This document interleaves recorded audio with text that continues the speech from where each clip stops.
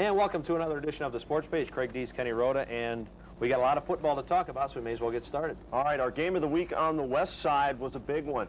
Lake Catholic taking on Berea. Last year, Lake Catholic, the Division III state champions. Berea made it to the Division I regional playoffs last year. It was a big game. A lot of people attended it. And for more on the game, let's go to the highlights. Lake Catholic drew first blood in this contest at the 9:21 mark of the first quarter as Carmen Alacqua ran 5 yards for the score. And early in the first quarter, the Cougars led the Braves 7-0, and Alacqua and a couple of his teammates right here celebrating, and why not? They're going for their 11th straight victory. However, the Braves come back. Quarterback Todd James rolls out, pump fakes, and then throws to the end zone, and Frank McClarty makes a nice catch in the corner. Berea within one of tying this game up. However, they missed the extra point, so it's 7-6 Lake Catholic midway through the first quarter. We move now to second quarter action, and the Cougars strike back quickly. Their outstanding quarterback, Pete Jelovic, throws long down the field. The catch is made by Carmen Alacqua, his second touchdown of the game. It covers 46 yards, and at halftime, Lake Catholic led Berea 14-6. We move now to third quarter action. Scott Umel will make a fantastic catch coming right at you there. A diving grab, a 7-yard pass from Pete Jelovic, and the Cougars increased their lead to 21-6 in the third quarter. Now we'll move to fourth quarter action here after some more celebrations by the Cougar team.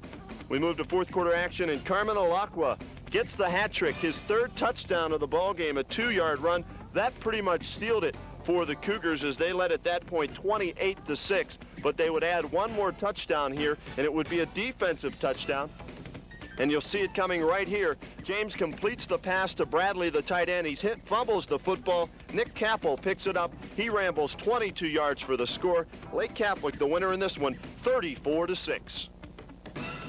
So Lake Catholic victorious over Berea, 34-6. This one was a little bit closer than the score indicates. Berea had a chance down 14-6. They had it 4th and 1. They came up short. They missed a field goal attempt, and then Lake Catholic just cruised from there. So let's take a look at the other teams from the Pioneer Conference and see how they did in the non-conference games. Strongsville beat Olmsted Falls 18-7. North Royalton took care of Fairview 27-3 as Jim Thaman's Bears scored 4 rushing touchdowns in that victory. Brecksville pummeled Normandy. The final in this one, 43-14.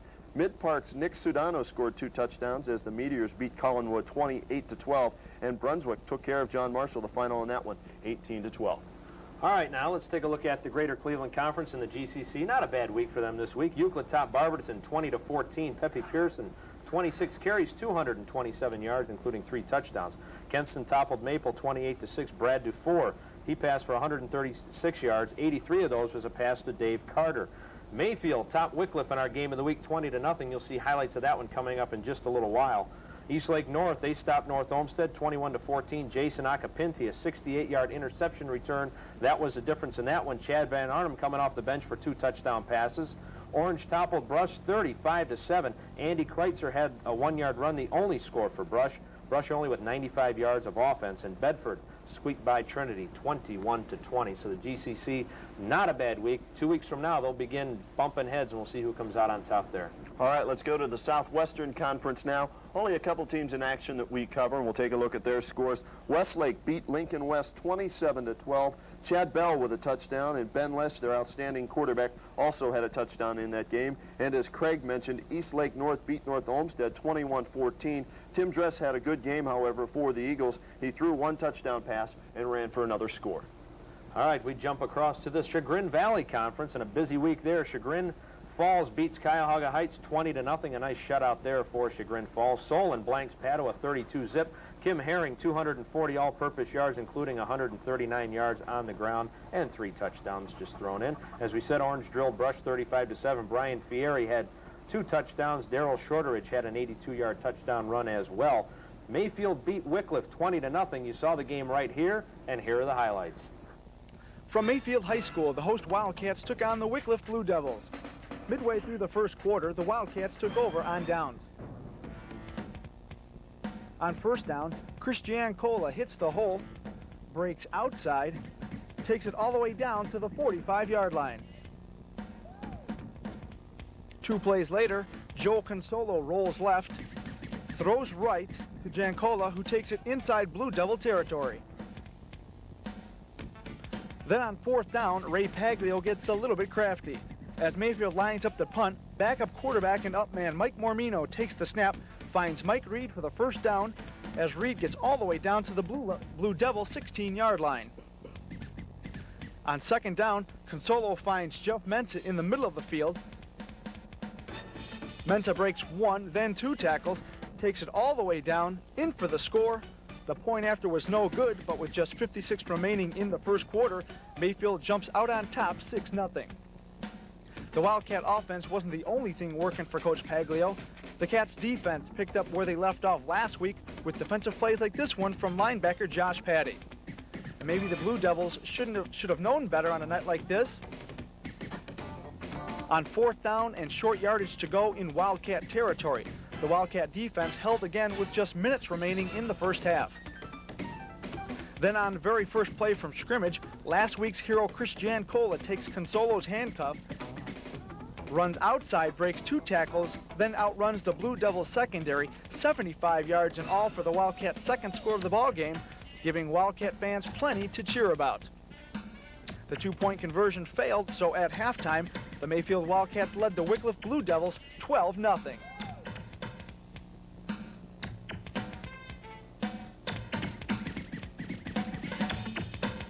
In the third quarter, the Wildcats picked up where they left off in the second. Consolo opens up the third with a quick strike to Dan D'Agostino for 9 yards. On 3rd and 8 from the Blue Devil 45, Consolo rolls right and finds a wide-open Raul Leone. Leone takes it in for another Wildcat score, untouched.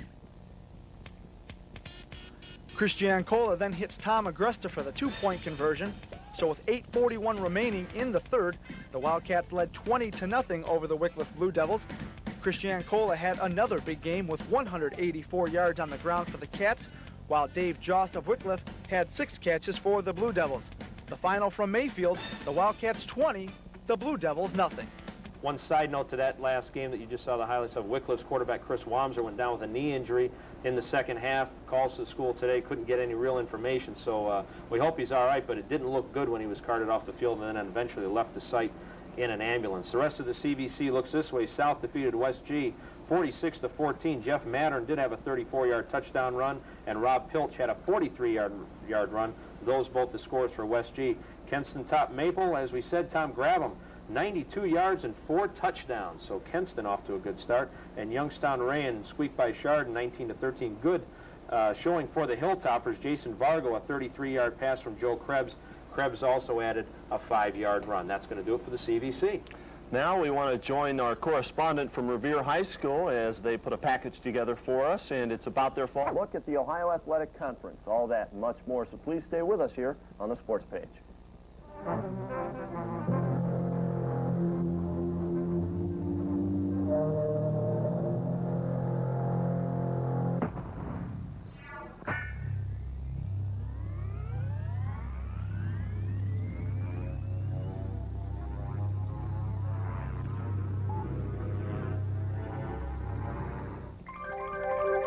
Providing 10 years of high school sports coverage, you're watching Cablevision's Community Programming Channel.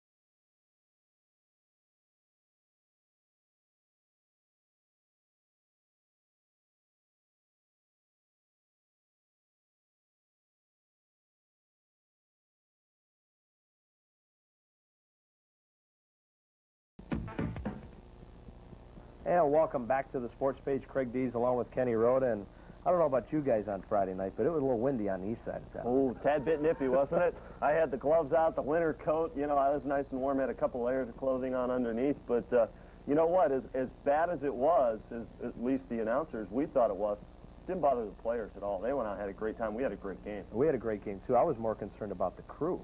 They were trying to assemble these newfangled houses that we have built for the camera people, right. And one of them went flying off like Mary Poppins. So we ended up putting some sort of barrier behind it to try to cut the wind down. The little radio station in Kenston behind us was talking gusts of 45 miles an hour at the ballpark. It was terrible. Boy, if you had the wind at your back there with a field goal, you might have set some high school records. That's exactly right. But it ended up being a pretty good week of football, as you'll find out as we start on the west side of town. All right, let's take a look now at the Southwestern Conference as we flash the standings up for you. You see how the teams are. Let's tell you how they got there. Amherst, a big winner this past week. They toppled Fairview, as everybody has basically done. The final there, Amherst 40, Fairview 12. Olmsted Falls, now this was a big ball game. Olmsted Falls and Bay, two of the preseason favorites. Well, the Bulldogs shut out the Rockets 16-0. So right now, a three-way tie for first place between Amherst, Olmsted Falls, and Bay. Now we checked some of the other scores in the Southwestern Conference. Avon Lake disposed of North Olmsted 27-6. The Eagles, not a good week. Tim Dress threw for the only score in that game for North Olmsted. Now Westlake, check this out. The Demons were down 21-6 at halftime. They came back in the second half to score 35 straight points, and they go on to a 41-21 win over Rocky River. Ben Letch threw for 2 scores, while teammate Chad Bell ran for 2 others. So we saw Westlake a couple weeks ago against North Olmsted, and Westlake did not look good until the second half. And again, they get down 21-6, but then I don't know what Vern Long, talks about in the locker room. It must work, because they come back and really, racked up the points. And I'm just surprised that they're able to come back, because they were down, I believe it was 24-0 at halftime against North Olmsted when we did them. And they came back and they lost that game. They didn't have enough, but this time they were able to. It's amazing. And on a night like we were just talking about, the fact that you talked about a couple touchdown passes, that's what I'm going to be paying more attention to this week, is how many touchdowns through the air. There wasn't a whole lot just because of the weather conditions, but anytime you can come back like that is great. But with the weather conditions we had, it's even more impressive, and a three-way deadlock on top. Yeah, it'll be interesting down the stretch, because some of these other teams, Westlake, North Olmsted, Avon Lake, they're not going to win the conference more than likely, but they may play a part in upsetting one of these top 3 teams and making it easier for some of the other teams to, win the top spot. All right, let's take a look now at the Lake Erie League. You can see that Lakewood and Shaw are on top at a 4-0 and a 3-0 mark. Valley Forge was a winner this past week. They beat Normandy 33-7. Lou Marzulli had 2 touchdowns. Jim Lavix had 2 touchdowns himself. So Valley Forge keeps rolling along. Shaw defeated Cleveland Heights in a hotly contested game, 16-12. Kenneth Winbay had a touchdown for Shaw. Lakewood squeaked by Shaker Heights 9-0. A 42-yard field goal by Tim Gowan. Now, told you. But some of the fields, I'm sure that the wind's blowing side to side like we saw, but 42 yards is impressive. George Mathalis had a 1-yard run. He's the quarterback. There's Lakewood's 9 points. In Warrensville, in independent matchup, beat Parma by a score of 20-10. So Lakewood and Shaw are on top undefeated. Valley Forge is a game back, and the Lakewood-Shaw matchup should be a good one down the road. Shaw has not lost at all this season, so they are gearing up for an LEL conference victory. And we are gearing up in the Pioneer Conference for a big showdown down the road, as Berea and Cloverleaf remain atop the Pioneer Conference. They're both undefeated in conference play. Let's flash the standings for you as you see what we're talking about. Berea and Cloverleaf 4-0. Brecksville 3-1. Brunswick 2-2. Those are your top 4 teams, and everybody else battling for the midway point in the Pioneer Conference. This past week, Berea, a big winner, and I guess that's an understatement, really. They beat Medina 62-14. The Braves scored all 9 of their touchdowns on the ground as Derek Johnson led the way with 3 touchdowns, and Berea had like their 7th, 8th, and 9th stringers in throughout the second half of that game. They still racked up the points. Cloverleaf, a winner over North Royalton. Jim Thaman's boys were close. They were only down 14-6 at halftime, but then the Leaf turned it on in the second half. Corey Carlson, a big game, and they coast to the 28-14 victory. And Brunswick with a big win over Mid-Park, 21-14, as those 2 teams, during the preseason, I guess you could say, those were 2 teams that we thought might contend for the title. Well, Brunswick still has somewhat of a shot at it, but it looks like Mid-Park's hopes are pretty much gone by the wayside. But the game we had on the west side this past week was a good one. It was Brecksville and Strongsville, so let's go to the highlights and see how that one turned out. Strongsville and Brecksville played to a scoreless first quarter, but in the second quarter, the Bees got on the board right here, a 2-yard run by Corey Perfect. That gives Brecksville a 6-0 lead. However, they missed the extra point, so it remained 6-0. Still in the second quarter, Greg Ganem would get the call here. You lose him for a second, then all of a sudden, he pops out of the crowd right there and takes it into the end zone, 30 yards in all, and the Bees would lead 12-0. The 2-point conversion failed, so it remained 12-0. Now, Strongsville needed to get something started on offense, and they did so right before the end of the first half. Watch Adrian Flakes right here take the handoff, and he's out of your picture, then he's back into your picture right there down the sideline. A 30-yard run for Adrian Flakes. Then, on the very next play, they go to Kevin Papashok, and Papashok rambles off 30 yards of his own inside the 10-yard line. That would set up Strongsville's first touchdown of the ball game, and Kevin Papashok would get the call, and he delivers right there on a 1-yard run. Chris Forensic added the extra point. It was 12-7 at halftime. We move now to fourth quarter action, and Dave Prohaska, the Strongsville quarterback, finds a wide-open Kevin Papashok in the end zone, 11 yards and all. The 2-point conversion was no good, but Strongsville had led right there for the first time in the ball game, 13-12. Now, would that be enough for the Mustangs? Well, not quite, because Brecksville comes back in this one. Big play here, 3rd down and 7 from the 8-yard line, and Strongsville whistled for offside, so they get the 5-yard penalty on the very next play. Greg Ganem scores from 4 yards out, and the Bees come back and beat Strongsville. The final in this one, Brecksville 18, Strongsville 13. So the Bees, with their triple option offense, score late in the game, and they upend Strongsville. Strongsville's a team this year that they've been in a lot of games. They've played the tough teams in the early part of their schedule, and they've been in, the games down to the wire, and they just can't get over the hump. And this was another case, but give credit, to Ed Herrick and the Bees from Brecksville. They're only a game behind Cloverleaf and Berea, so they're breathing down their necks. And at this late point in the season, a game out is about all you can be, because you're running out of time. Exactly, but for Brecksville, they play Berea this week, so I don't know if we'll have highlights on that, but we definitely will have a report on you to see if the Bees can sting the Braves and make a move up in the standings. All right, let's move along now to the Greater Cleveland Conference. High atop the GCC, Euclid and Mentor. No surprises there. Mayfield, though, in 3rd place, 1 game back, and they take on Euclid this week. We'll get to next week's action a little bit later on, but let's start with Eastlake North as they top Bedford 13-zip. Matter of fact, 3 shutouts in the GCC this week. Jason Acapinti, 126 yards on the ground and 2 TDs. So you got Acapinti, right? Yeah, so yeah. You got that down pat. I was going to say, well, when you get to mention a kid's name each and every week like we do with him, and it seems like I had somebody over this weekend say, hasn't he had 100 yards in every game? And I thought, well, probably has, and if he hasn't, it's only been 1 week that he hasn't. Frank Ivancic had 88 yards on 8 carries on the ground, so he helped out that potent North ground game. The Bearcats were held to only 77 yards on the ground, and a night like we had, a team that likes to throw like Bedford, that's big trouble. Euclid defeated Brush by a score of 47-0, and of course Euclid has come up with their highlights once again this week, and I mean, the highlights that they have given me this year, we could make an hour easily, probably a good hour's worth of highlights, because there's a lot of them. So stand by, here it comes. 47-zip is your score. Peppy Pearson would begin the scoring for Euclid. This a 3-yard run to put the Panthers up 7-0. Pearson would end the day with 147 very muddy yards. But it was the defense that was doing it early for Euclid. Adam Reichman will pick off this Andy Shevitz pass and ramble 23 yards for the score. And after the first quarter, it was Euclid 14 and Brush nothing. The defense would rise up again. Shevitz to throw. This time he finds Adam Bremer of Euclid, and he will take the ball back all the way 52 yards, and the route is on. Euclid leads it by a score of 21-0. Brush would try to punt the ball, but it would be blocked and picked up by Peppy Pearson, and Pearson would rumble 16 yards on the return. The PAT is no good, 27-0. Brush has to punt again. This time they do get the punt off. That's the good news. The bad news is they put it into the hands of Rashawn Jernigan. Jernigan turns on the afterburners, and he rambles 58 yards on the return, and Euclid would lead it by a score of 33-0. Mike Yursich would then find Rashawn Jernigan on a nice pass. Watch him slipping and sliding here in the mud, but he gets all the way down to the 1-yard line. Jernigan had set himself up so that he could carry the ball in on the next play from 1 yard out. And with this score, Euclid would lead it by a score of 40-0 at the half.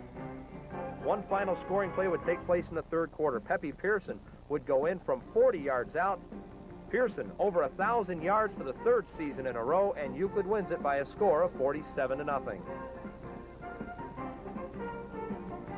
So there you have it. Euclid, a big winner over Brush, and the Brush woes continue. They go with a new quarterback last week, and that didn't help out at all. One note, Ross Gray has been named the new head baseball coach at Brush. He replaces Jim Humple, who has been there since time began. I think he was there 25, 26 years, but congratulations to Ross Gray. Moving along, we'll put the standings back up. As you see, Menor blanks Maple Heights 50-0. What is it, a shutout week in the conference? Shutout week. Chad Green had 2 TDs. Got it right that time. Jason Beatty had 3 of them. 484 yards on the ground for the Cardinals. No yards through the air. They were 0 for 3. Maple Heights had 66 yards of total offense, -2 on the ground, so not a good week for the Mustangs. And Mayfield, in a shocker, they upset Willoughby South 14-11 in overtime. That's 3 in a row for the Cats. They were number 9 in the computer polls this past week, so I'm sure they'll take a jump up. Joe Consola was 12 out of 14 in the air. Now think about that, for 126 yards, including the winning touchdown pass to Jeff Menta on a 3rd down and 6 from the 24. In overtime, they had trailed by 3. So the standings, as you see them, with Menor and Euclid on top, and taking a look at what's going to happen next week in the GCC. The biggie is Mayfield at Euclid. If Mayfield has any kind of chance at all to contend, they've got to go to Euclid and take them on. And you see the rest of the games. North is at Maple, Brush is at Menor. Another tough week ahead for the Arcs at 0-7 already. And they say that years like this build character. Well, they got lots of character after this season. And South will take on Bedford. So that's a look at the Greater Cleveland Conference. And, again, shooting for the Euclid-Menor matchup at the end of the season. All right, let's move along now to the MAC 8 conference. And this is an interesting conference.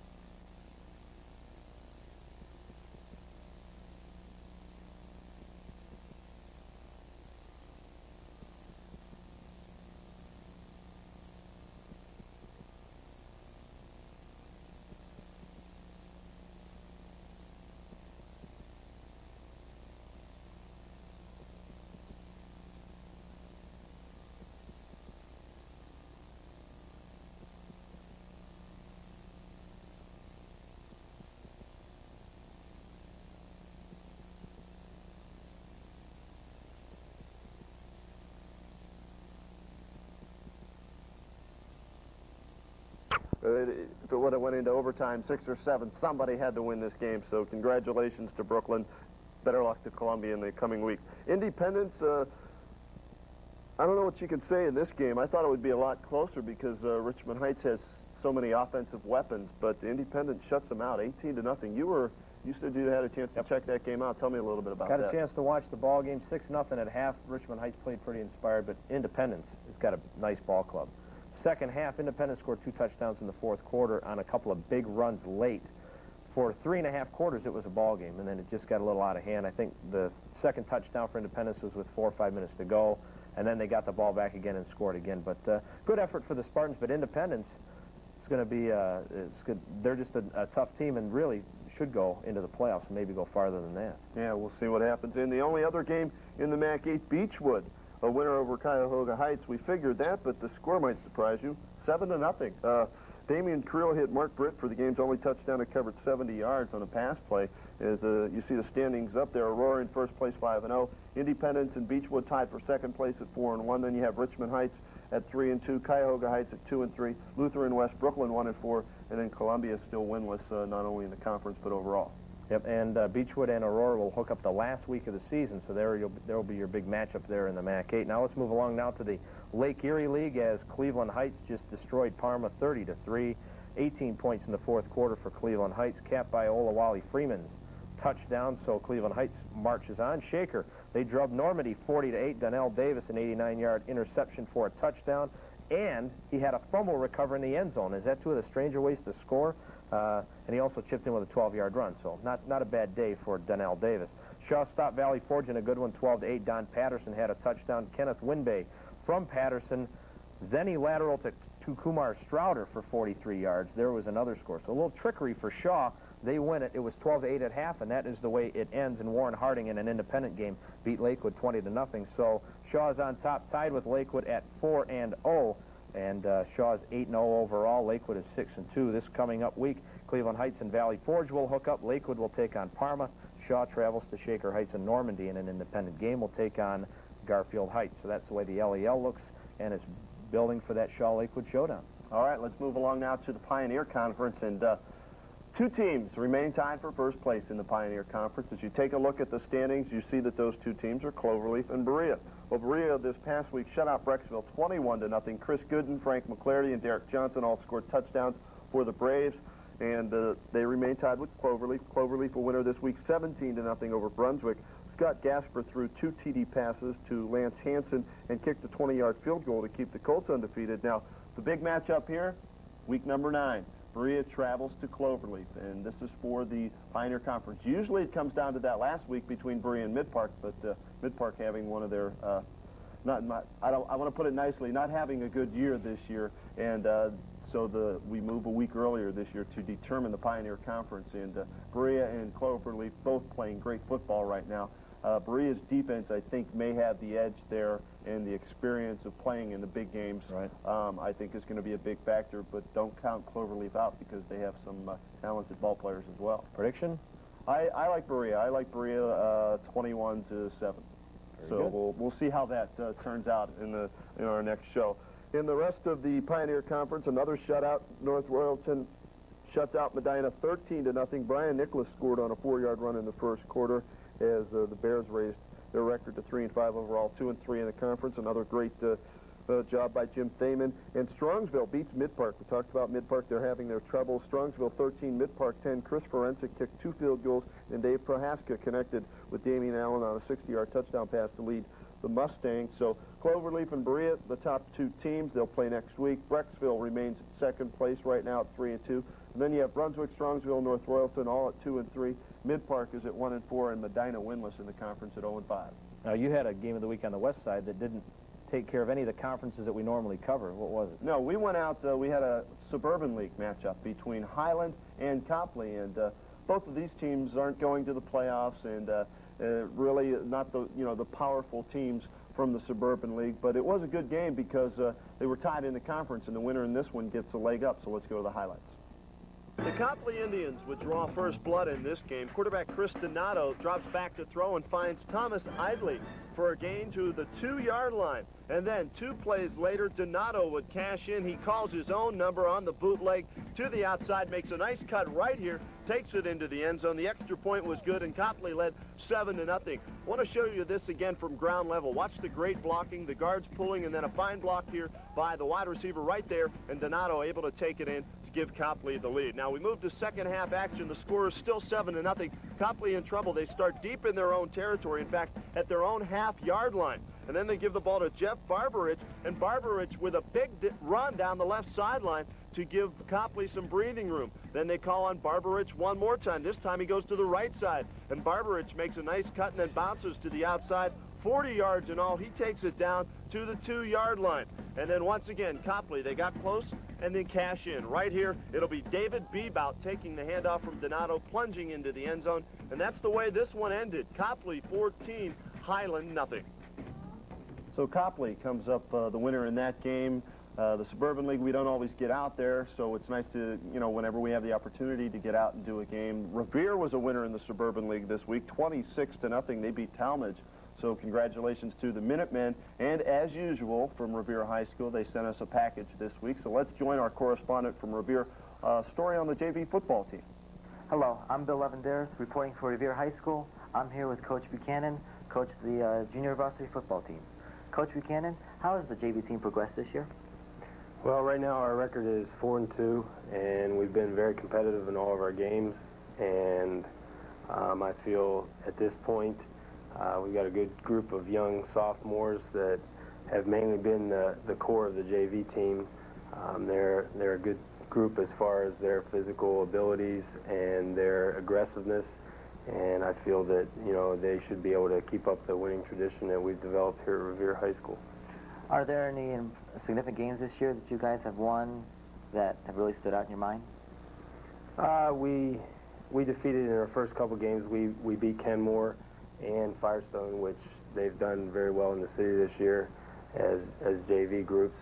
And we were able to beat Hudson, and we've also won against Norton. We had a setback against Copley, and we didn't play against Highland. They didn't field a JV team this year. So again, like I say, I think we stack up pretty well against the other teams in the area. For the future, for the varsity team, since we have a winning tradition here at Revere, do you think this team coming up can carry on that tradition like the past teams have? Yeah, I feel pretty confident they will. Next year we'll probably have a lot of juniors playing next year. This current sophomore group a lot of them will probably play a lot of varsity next year. So we could be maybe 1 year away from having a really good team. But again, I think next year we'll be very competitive. Okay, well, thank you, Coach. Good luck to you. you.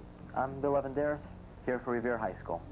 We move along now to the Greater Cleveland Conference, and again, gearing up for that big showdown in week number 10 between Euclid and Mentor, as Mentor wallops Brush 37-3. Chad Green, 70-yard touchdown run and a 90-yard kickoff return. Bill Putney had a 67-yard punt return, so the special teams of Brush having their problems.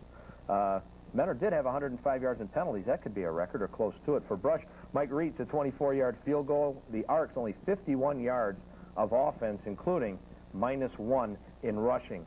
The other team on top of the GCC is Euclid. They took on Mayfield, and here are the highlights. Euclid would begin the scoring in the first quarter. Mike Yursich will hit Kevin Bremer from 14 yards out. The PAT by Adam Norris is good. Euclid leads at 7-0. Watch this nifty run after the catch by Rashawn Jernigan.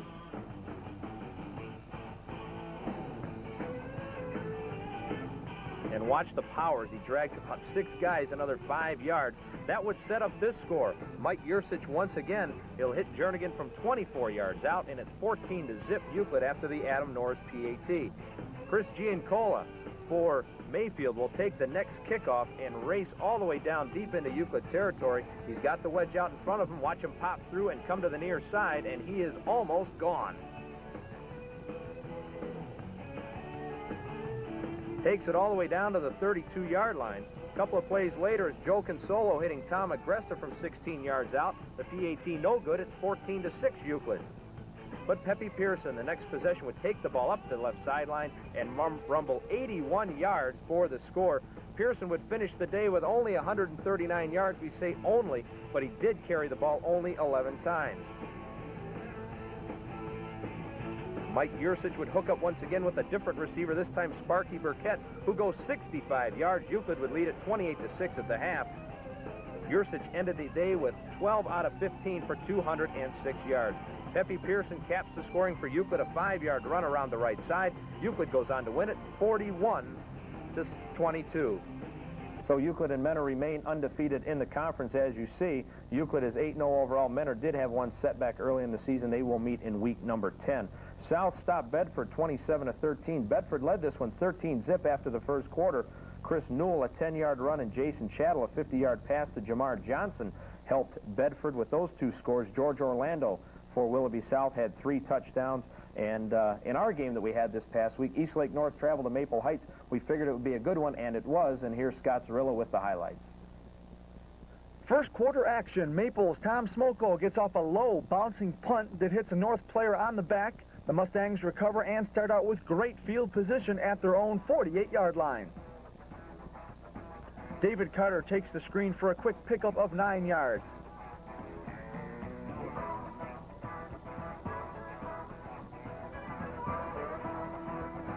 Following a first down, Brad DeFore finds Carter again, this time on the right side for another 8-yard pickup. Then on 3rd and 10 from the North 16-yard line, DeFore tosses one high in the end zone. Carter's there to make the circus catch, and Maple is on the board first. The point after failed, but with 5:23 remaining in the first, Maple led 6-zip.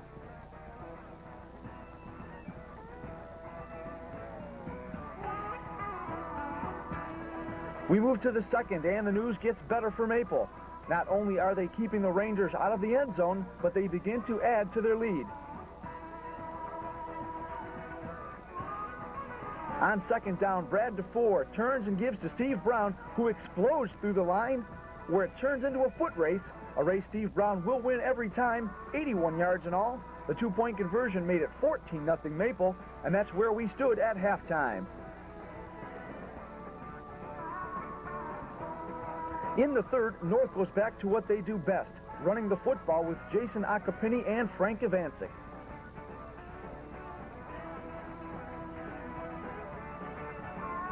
Here, Akapini dances for a quick 6 yards. Then Chad Van Arnhem finds Larry Tucci for a big gain across the middle, and suddenly the Rangers are deep in Mustang territory. Van Arnhem then hits Akapini out of the backfield for another Ranger first down.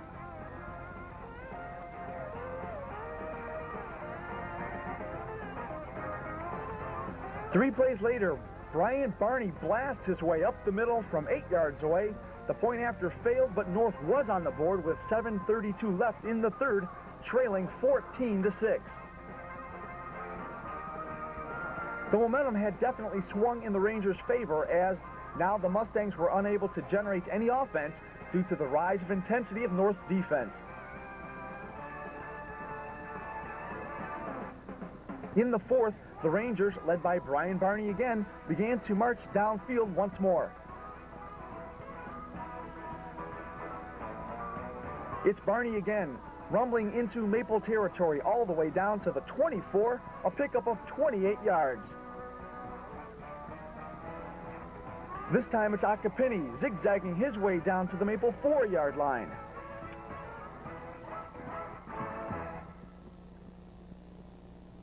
Where 2 plays later, Akapini scores from the 2. The two-point conversion was good, so with just 5:04 remaining, we had a brand new ball game as North and Maple were tied at 14.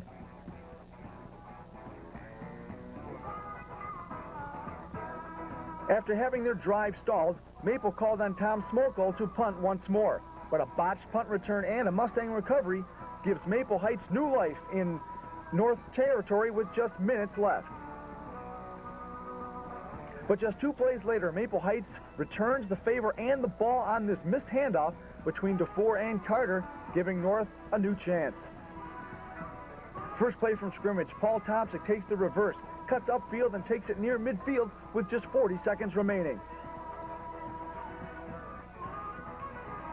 3rd and 6, 23 seconds to go. Chad Van Arnhem looks and finds Tucci down the right sideline, down to the Mustang 5-yard line with just 14 seconds left.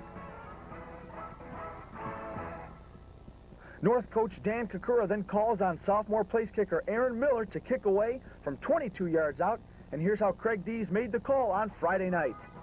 Here it is. Aaron Miller will attempt to kick. The kick is up, and it is good. So with 11 seconds to go, North has rallied from a 14-point first-half deficit to jump out on top by a score of 17-14.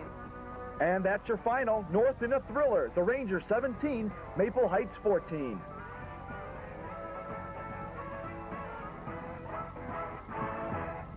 Now as we take a look at what's happening next week in the GCC, Euclid will be at South and Mentor is at North, so they have to get through those hurdles in order to finish the league season undefeated for that big game in week number 10. We had a chance to go out and see some volleyball action this past week. The sectionals are up and running. We had some area teams involved, and here's Scott to tell you all about it. From Euclid High School, the Lady Panthers of Euclid took on the number 3 seeded Lady Wildcats of Mayfield in a sectional finals match.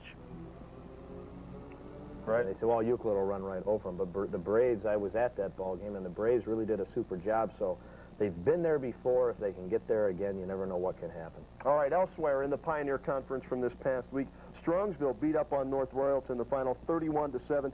Kevin Papashuk, TD runs of 5 at 54 yards. Adrian Flakes added a 6-yard run, while quarterback Dave Prohaska hooked up with Eric Arthurs for another score. The lone Bears touchdown came on a 14-yard run by Mark Russo. Medina squeaked by Brunswick 28-27. That one went to overtime, and the Bees come up with the upset win over the Devils.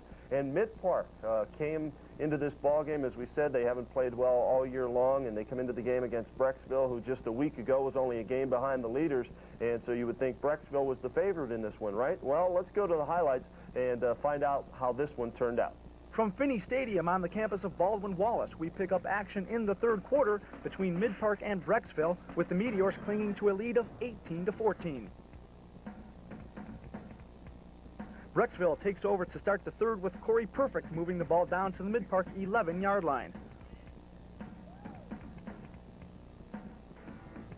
Bubba Clapp then drives his way down to the 1, where quarterback Jim Anker drills his way into the stack. After some pushing and shoving, some moving and some shaking, and the officials concur that it will be a Brecksville touchdown. With a 2-point conversion, Brecksville takes the lead at 22-18.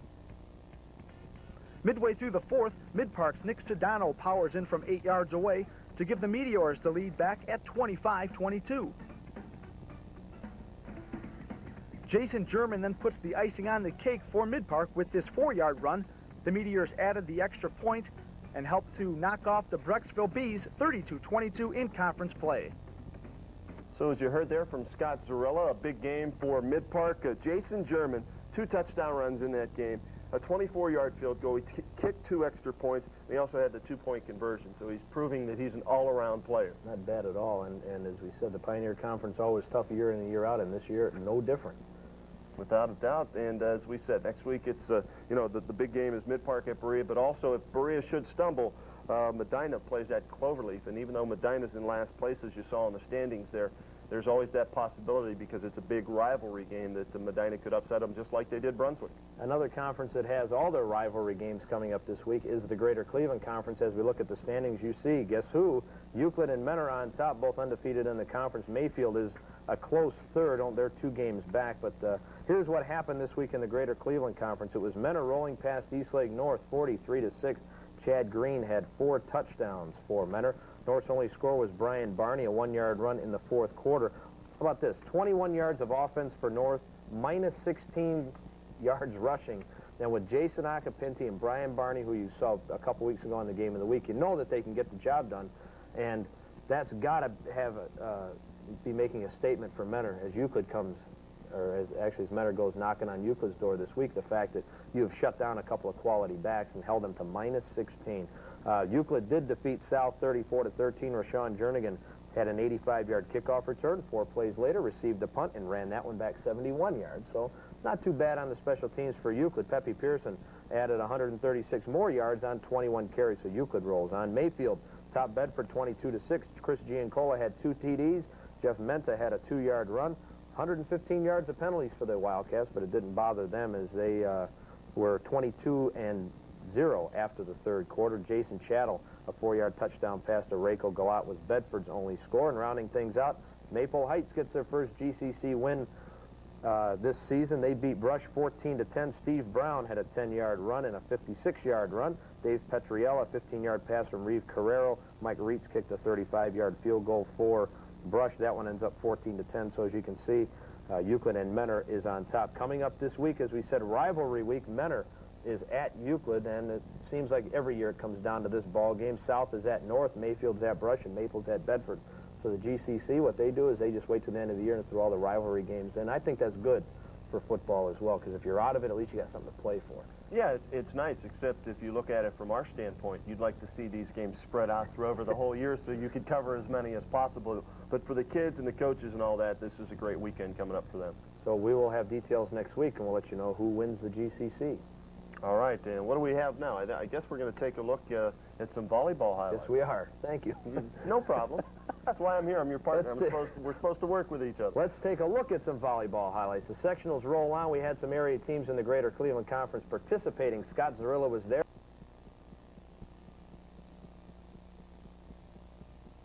The Spartans led Brooklyn 15-8.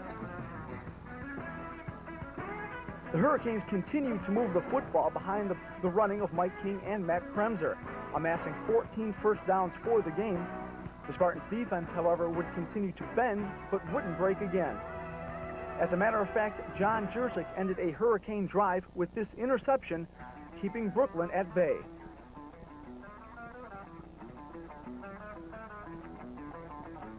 Three plays later, it's Jersick again, and watch this catch he'll make of this Adam Fender pass all the way to the Hurricane 12-yard line.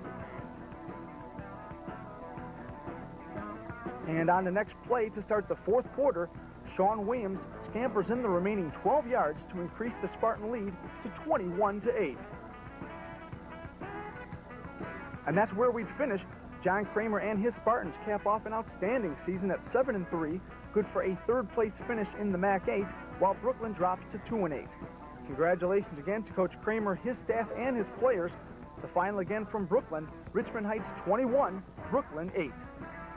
So John Kramer's Spartans finished the season 7-3 overall, 5-2, good for third place in the MAC 8. Congratulations to them, a great season. Another big win for the Spartans. Another big win for the Spartans, and it was a pleasure being out there. Chip Ebert, who's the head coach at Brooklyn, is doing the same kind of thing John started to do it at Richmond Heights 3 years ago. Only Chip's been able to do it with some numbers. He was able to come out and get 55 kids out for football this season. So Brooklyn is an up-and-coming team, and I was reading somewhere in the paper, I got two blurbs out of the paper in the last week or so. The first one was there was a team somewhere in California that canceled their last game of the year because they only had 21 kids left out for football. Well, John's been dressing 19 and 20 all year and ended up going 7-3, so I thought it was kind of funny that a team would cancel their last game because of lack of numbers. Yeah, interesting. And we talked about their losing streak. What was it, 51 games at one point? There's a high school in Texas right now, Davis High School. They've lost 73 straight. That's a little bit of a streak. One more note. I want to talk a little bit about Beechwood because the Bison let me down this year. I went out and said that Beechwood would come back and win it. Independence would be right there, and Aurora was not going to win it. I totally blew the MAC 8 this week. But just to sum up their season, the way it's gone, a quote in the paper the other day from Dave Sedmak about the loss to Richmond Heights, he said, they were playing us a 2-under zone the whole game, and just like 4 teams before us, for them had done to us, we just had trouble with it. Well, I was at that game, and I asked John, because they let me sit in with the coaches before the game, which is really an experience. But I said, I thought you guys were playing man. He says, we did. We played man the whole game except for 2 plays, and those 2 plays we played a 3-under zone. So I guess that kind of sums up the season for Beach with just a lot of confusion and a lot of infighting. We talked about it last week again, but a disappointing season for the Bison. But with the kind of talent they got, I'm sure they'll be back. Oh, yeah, I'm sure they'll bounce back next year, and they'll use the losses from this past year to, build momentum and maybe a revenge factor for next year. All right, and speaking of being back, we will be back. We're going to step aside, take a break. We'll update the rest of the standings, and we'll look at the OAC. We'll do all that next on the Sports Page.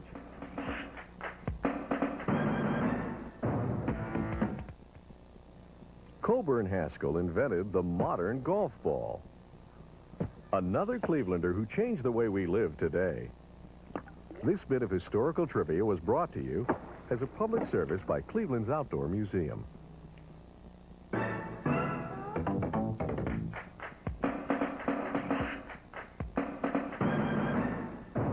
welcome back to the Sports Page. Time now to look at the Greater Cleveland Conference and the showdown that everybody was waiting for. Took place this past Friday night. As you take a look at the standings, you see that Mentor was the team that came out on top. They ended the season 7-0, 9-1 overall. Euclid right behind them at 6-1, 9-1. The reason for that is Mentor beat Euclid 27-6 this past week. Chad Green had 228 yards for the Cardinals, along with 4 touchdowns. Pepe Pearson, 58 yards. Now, Pepe's been known to do 58 yards in 1 carry or 2 carries, and sometimes it even takes him 3. But I think he carried the ball 15 or 16 times for 58 yards. And Mentor sent a message 2 weeks ago against Eastlake North, who runs the football pretty well. They held him to minus 16 yards rushing. And so, again, another fine effort for the Mentor Cardinals. Speaking of North, they topped South 22-8. Chad Van Arnhem had 100 yards of passing. Brian Barney, the heir apparent to Jason Acapinti, had 83 yards on the ground. Acapinti chipped in with 70 yards and a touchdown. Bedford beat Maple 7-0. Cliff Hardiman had the lone touchdown in that game for Bedford. And Mayfield beat Brush 16-3. The first winning season for Mayfield since 1987. Chris Giancola had 2 touchdowns, and Mayfield ended the season 7-3. And they really did a nice job under Ray Paglio turning things around. Congratulations to them. But The showdown was at Euclid Stadium, and that's the second time now in 3 years that Mentor's gone to Euclid with the title on the line and beat them, which is amazing. Yeah, it's surprising. And last year, if you remember, Euclid lost to Berea in the playoffs, right? And it's because Berea was able to shut down the running game, and it happens to them here at the end of the regular season. So even though they've, qualified for the playoffs, they have to be thinking about, when we play these better teams than what we're used to playing, we're going to have to try and come up with something else. Mike Yursich is the quarterback over at Euclid, and we've gotten to see the highlights, except for the last couple weeks, just because of everything that's been going on at Euclid with the levy a couple weeks ago. Congratulations for passing that. And this week, trying to get all this playoff paperwork. And we know about the paperwork when it comes to the Ohio High School Athletic Association. Yeah, we do. So Euclid's making sure they're getting all the paperwork taken care of so that we don't have any screw-ups. So we didn't get highlights this week, but Mike Yursich has done a super job at quarterback. I really thought the best quarterback they've had in 3 or 4 years there. And this past week, from what people have told me, I didn't get a chance to catch much of the game, just looked disoriented back there, didn't look as comfortable. And when you've got a team as good as Mentor, that's understandable. Yeah, it is. That's why we say, a lot of times you want to play a tougher schedule at the beginning part of the year when you have the non-conference games, so you go up against good defenses. And a lot of times some of these better teams, there's nobody that good to play, really, in that situation, and it hurts them towards the end of the year. Yeah, so 2 teams qualify from the Greater Cleveland Conference, Euclid and Mentor. We'll tell you about their games later on. Back to you, sir. All right, let's move to the Pioneer Conference, and we hit one right on the head this year. From the beginning, day one preview, we said Berea was going to win the Pioneer Conference. They went out and did it. Thank you, Tom Madsey and company. The Braves took care of Mid-Park this past week, 28-13. A big game again for senior tailback Derek Johnson, 20 carries, 142 yards, 2 touchdowns. Brock Lutz had a touchdown. Todd James threw another one. So the Berea Braves, the outright Pioneer Conference champions, with a 7-0 conference mark, 9-1 overall. Cloverleaf finishes second at 6-1 and 9-1 overall. They beat Medina this past week, 34-6. Strongsville takes care of Brunswick in convincing fashion, 24-0 this past week. Dave Prohaska, 2 touchdown passes. Kevin Papashak ran one in and caught another for a touchdown. So a big game for Strongsville as they close out the season. And North Royalton, on the final week of the season, they pick up a victory over Brecksville at Brecksville, 7-6 the final. Brian Nicholas with the touchdown run. Monroe added the extra point, 7-6. And the North Royalton Bears, another great job by Jim Thaman. They're only 3-4 and 4-6, but with the way that program has been in the past and the numbers that they get out, a great job done there by Jim Thaman. And congratulations on the only one I hit, I think, was Lake Catholic. Well, my son could have hit that one. And he's 5, but the Berea Braves and going into the playoffs again, they're tournament tested now, and we'll get into that a little bit later on. But they got to be ecstatic over there. Yeah, they do. And when you return that many players from defense from a year ago, that's something to build on. And the offense, that was, their only question mark: can the offense roll? Can the offense, put it all together? And with Frank McClarity, Brock Lutz, Todd James, Derek Johnson, the outstanding tailback, I mean, they've got the entire package, and it'll be interesting to see how they do against Mentor this coming week. Well, let's move along now to the Chagrin Valley Conference, and we have co-champs in the CVC. Twinsburg and Kenston finish out the season at 6-1 in the conference, 9-1 both overall. Twinsburg got by Chardon 34-3. Rashawn Herndon, 2 touchdown passes to Byron Curry for Twinsburg. Chardon, only 51 yards of offense. They end their season with a donut. 0-10 on the season. Kenson Blank Wycliffe 12-0. Todd Bush a 12-yard run, and Tom Gabram had an 11-yard run. Wycliffe was held to 65 yards of offense. So the defenses for both of these teams ending the season on a good note. Twinsburg will move along to the playoffs. Kenston will not. Orange beats West Geauga 20-13. Dave Perlmuter to Jason Merchant for 2 touchdown passes. Jeff Mattern and Tim Dwyer each had TDs for West Geauga. And from what they tell me, this is more than likely Charlie Rison's last game at Orange High School.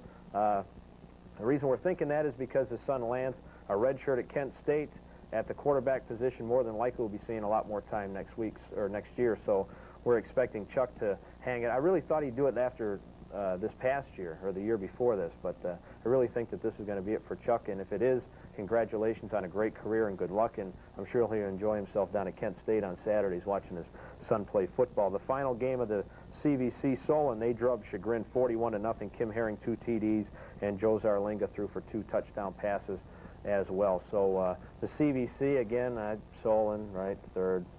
Again, that's why you can never tell. You know, you really can't tell. But Twinsburg did we thought Twinsburg would be there as well, but I really think that Kenston was a was a on the bubble team that might knock some people off but not contend. Well, we were totally off, so we're wrong, so we'll admit it. All right, let's check out some of the independent scores from this past week. Gilmore defeats NDCL, the final in that one, 31-8. J.R. Pappas 3 touchdown runs in that victory. Hawken a winner over Berkshire. Final in that one, 15-9, and as Craig told you earlier on, 24-0 Lake Catholic over Villa Angela St. Joe's. Warrensville in double overtime beats Buckeyes 6-0, and Garfield Heights, a loser, big loser, 34-0 to Elyria Catholic. So running down some of the final standings for the independent schools. University School 9-1, had a good season. Benedictine 8-1. Gilmore a solid year, 7-3. They finish up. Hawken 6-4, not a bad season. Garfield Heights 4-6. Warrensville 4-6, and VASJ with that tough schedule they finished 3-7. And Benedictine, you got to wonder if they'd have played that 10th game of the season if they'd be playing in the playoffs, because they played a pretty tough schedule as well. But you lose that 1 week of points. That's right. Really makes a big difference to you. And University School drops 1 game all season, and they don't get into the playoffs either. So you can see it depends. Strength of schedule has a lot to do with it. Our final conference that we'll look at right now is the Lake Erie League, and that came down to the final week as well. As you take a look at the standings, you see that Lakewood is a team that came out on top with a 6-0 record. Shaw finished 5-1. Lakewood blanked Shaw 22-0 this past week. 16 fourth quarter points for Lakewood does the job there. Cleveland Heights ends on a winning note. As a matter of fact, all 4 wins in the LEL this past week were shutouts. Cleveland Heights beat Normandy 20-0, 20 points all in the fourth quarter. This was a heck of a game for 3 quarters, and then Cleveland Heights. Danny Hooten had 2 touchdowns for Cleveland Heights. Valley Forge shut out Parma, no surprise there, 48-zip. And as we said, in an independent matchup, Trinity top Shaker by a score of 7-0. Congratulations to Lakewood, and of course I picked Shaw. So well, we were close, but it's fun when the races come down to the last week like that, though, like it did in the GCC and also in the LEL. Yeah, and in the Southwestern Conference, because you just don't know what's going to happen. All right, well, time for us to step aside, take a break. When we come back, we'll get to those pairings in the Ohio High School Athletic Association. We've done a lot of talking today. Playoffs, and also take a look at the OAC, because there was a big thud heard this past week in the OAC. We'll get to that next on the sports page.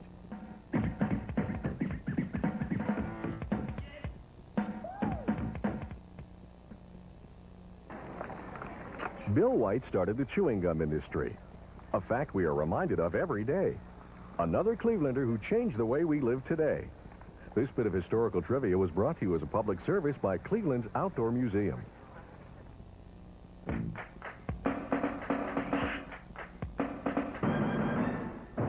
And welcome back to the sports page. Kenny Roto along with Craig Dees. And now that we've run through all the conference standings and told you who the champions are and everything, it's time now to see if it's paid off, that if any of those champions are going to the playoffs, or if the earlier part of their schedule, hurt them. So let's run down first of all, the Division I local teams that have made it to the playoffs.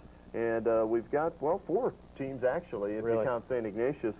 At Finney Stadium, Saturday, it'll be St. Ignatius, 10-0, taking on Euclid, who's 9-1. That game is a 7 o'clock start. What do you like in that one? Got to like St. Ignatius in that one just because of the fact that they're St. Ignatius.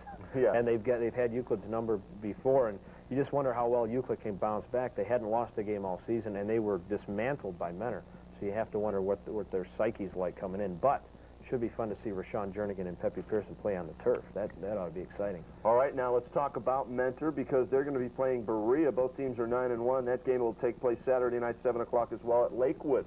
Who do you like in that one? Mentor. You do? I picked Berea to win the Pioneer Conference. I'm going to take their defense in this game as well. Yeah, I like Menor. I think they're a team on a mission. Dick Kirschbaum's got them playing so well right now, and to go to, again, just to march into Euclid and just blow them out and dominate the game. Everybody I talked to said they just dominated the game. Wasn't that Euclid played horrible, just that Menor was just awesome. And let me tell you why I like Berea as well, not only because of their defense, but because of the fact that Menor, I think, played their playoff game last week. Okay, and I think there's going to be a letdown this week because they had the big victory over Euclid, and I think Berea's going to knock them off. All right. All right, let's move along now to Division II, and Revere. How do you like that? The Minutemen. They've sent us stuff throughout the year. Their correspondents have helped us out. And the Minutemen, with an 8-2 record, will be playing Louisville, who's 10-0. That'll take place Friday night at 7:30 at Canton Fawcett Stadium. So the Minutemen have a shot, but I'll tell you what, Louisville's got a nice ball club. Yeah, and I tell you, what's great for Revere or any team, when you play down at Fawcett Stadium, the pros play there. That is the Hall of Fame right in your back door. That's going to be a thrill in itself, and you hope that it's not too overwhelming for them. But Revere has done it. They've been good for years over there, and you hope that we wish them well. All right, we'll see what happens there. The other Division II game, Amherst Steel goes up against Elyria West. Amherst 8-2, Elyria West 10-0. That's Friday night, 7:30 at Lorraine Daniels Stadium. Another good ball game. Two very evenly matched teams. Your choice in this one? Couldn't tell you. No? You know, on that, couldn't hit water if I fell out of a boat with a prediction on that one. I don't know anything about them. All right, I'm going to go with Amherst Steel Okay. from some of the things that I'll I've take read. Elyria then. Okay, there you go. We'll talk about it afterwards. Let's move along now to Division III. Twinsburg gets into the playoffs here. They'll take on Youngstown Ursuline. That'll be Friday night at 7:30 at Austintown Falcons Stadium. Twinsburg 9-1, Ursuline 9-1 as well. Does Twinsburg have enough, do you think? Yeah, I think they're a very good football team. We're going to root for the teams that are closest to home. We go with Twinsburg. All right, I'll agree with you on that one. Pretty strategic pick in there. Yeah, huh? why not? Hey, you put everything together at the beginning of the season. It didn't work That's with right. some of the conferences. Why not? Same with both of us. I'll Right. go with Twinsburg as well. And Lake Catholic against Youngstown Mooney. What do you think? Boy, I don't know. Can the Cougars do it again? The Cougars they've kind of slumped. I mean, they're 10-0. I understand this, but they've kind of slumped. They look tired. They just against Joe's the other night. They just didn't look right. And I'm just hoping that they got the 10-0 behind them, and now they can gear up because they were supposed to win those 10 games, and every game they had to win every game. The pressure was on. Now they're where they're supposed to be. Maybe they can relax. But Mooney, year in and year out, is just a tremendous day. We'll go with Lake Catholic just because they're Lake Catholic. I liken the Cougars to, say, like the Chicago Bulls and the Penguins. Yeah, okay, we get through the regular season in the playoffs, and when it counts, we're able to turn it on. I think they're going to do it again. They just have too much offensive firepower, and maybe their defense might be, lacking a little bit, but I think they can outscore just about anybody if they have to. I'll agree with that. We'll go with the Cougars. In Division IV, really no local teams that we cover have made the playoffs in Division IV, so that's all we'll say about that. In Division V, Independence, the Blue Devils Yes, out of the sir. MAC 8, yes, 9-1 record. They'll take on Sandusky St. Mary's Friday night at Finney Stadium in Berea. I like the Blue Devils.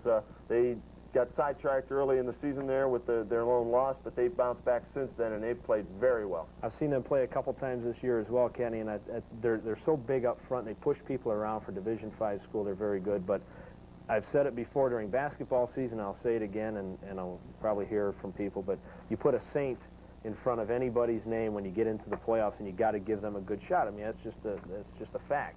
But we'll still stick with Independence. The Blue Devils had a heck of a year, and they've got some, for a school as small as they are, they've got some talent, and we'll root for them.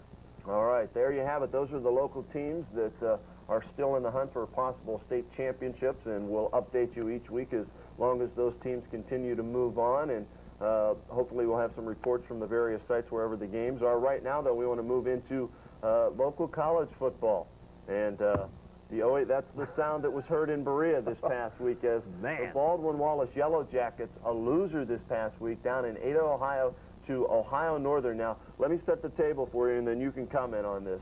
BW was up 28-7 in this ball game. John Coase had thrown 4 touchdown passes, 2 to Merrill Davis, 1 to Tom Couture, and 1 to Jay Wireman. BW's up 28-7 going in late in the third quarter, okay? Then they're up 28-14 going into the fourth quarter. So you figure No 2 problem. touchdowns with their defense and that, no problem. Well, not a good sign because what happened, Ohio Northern scores 15 points in the last quarter. A 2-point conversion wins the ball game. Arnie Boigner takes it over from, 2.5 yards out, whatever the 2-point conversion is. 29-28, the Polar Bears upset BW. The Bears, yeah, exactly. 29-28 BW, and when I heard the score, okay, I was listening to the news, I hadn't read the paper, heard the score, BW loses 29-28. I watched all 3 news channels to make sure they had the right score, It was like, oh, okay, I guess and then the first thing I thought, I said, they must have thrown the football against them because BW over the years has had trouble against teams that can throw the football. Every time a BW team has lost, it's basically been because teams have picked them apart through the air. And I looked down, and sure enough, Tom Perkins caught 3 touchdown passes from, I believe, Ken Clark. So that's what happened. The secondary has always been susceptible to the big play, and it showed up here. 5 weeks ago, we talked about Ohio Northern being that team on the fringe. Mountain Union went in, kind of took them apart. John Carroll went in, kind of took them apart. They played their biggest games at home. BW goes down there and somehow lose. I mean, it's mind-boggling when you look at the kind of talent and the expectations that were set up for BW beginning of the season. Possible national champion. Definitely make the playoffs, no problem. Right. More than likely, run away with the OAC. And it'll be between John Carroll and Mountain Union to battle for second place. It was almost a foregone conclusion. And you have to, I mean, a huge disappointment for the folks in Berea. Major disappointment from, you know, being a team last year that won the conference without a loss. They went perfect in the OAC, went to the playoffs, lost to Dayton, who's a powerhouse. We all know about that. So you figure everybody coming back, guys coming back off you know, the knee injury, he should be healthy midway through the season. No problem. Well, that's not the case, and BW suffered 2 losses, one to Mount Union, a team that's going to do a lot in the playoffs, and one to Ohio Northern, a team that's on the upswing. And they still got John Carroll to go. That's And right. speaking of John Carroll, there's a team that was happy to be picked third because they weren't going to sneak up on anybody. They were going to be down there, and people, not that they would be taken lightly, but the pressure was not on them, and they just keep rolling along, as the highlights will show. It would be a big day for the JCU defense. Chris Campbell, the JCU Defensive Player of the Week, throws Travis Boer down for a 9-yard loss.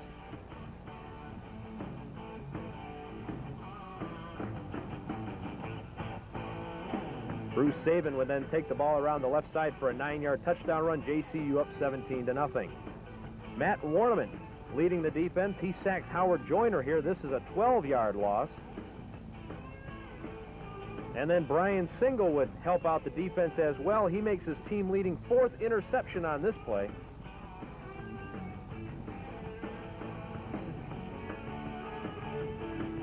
The offense had a very good day, though. P.J. Insana, this 23-yard touchdown pass to Greg Genovese of Solon. 24-0, JCU leads it. And then Willie Beers will take it. 14 yards for the score, and JCU, the route is on, 31-0. Bruce Saban will then cap it off with this 1-yard touchdown run. That last touchdown, Bruce Saban's 15th on the season. That leads John Carroll as well as the OAC, so great season for them, but they win 44-0, and the big showdown coming up Saturday afternoon isn't as big as we thought it would be, and John Carroll, the word I'm hearing is they're not real confident that a win against BW can put them into the playoffs.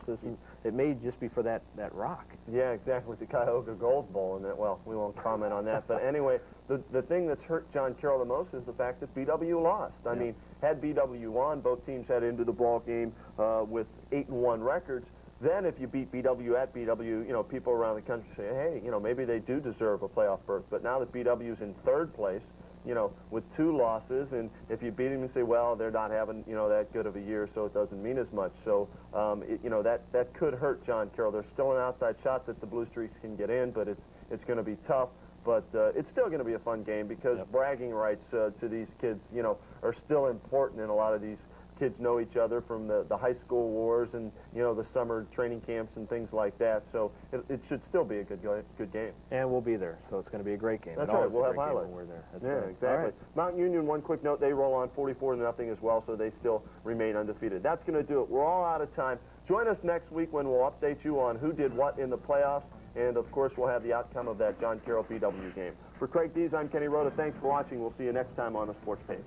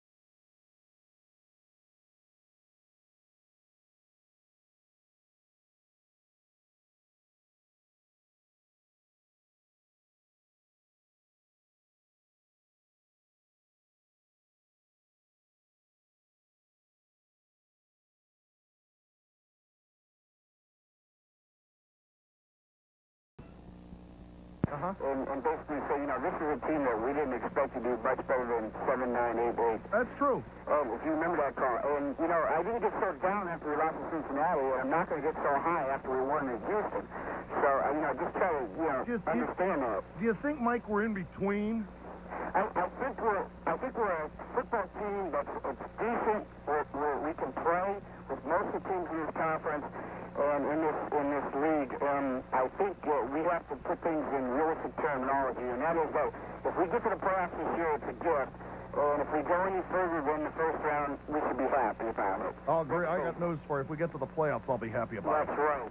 And as far as the quarterback controversy goes, look, we're looking at two totally different players in Bernie Kosar and Mike Thompson. Well, there's no controversy. When Bernie's ready to play plays. Absolutely. There is absolutely no way to compare these two young guys.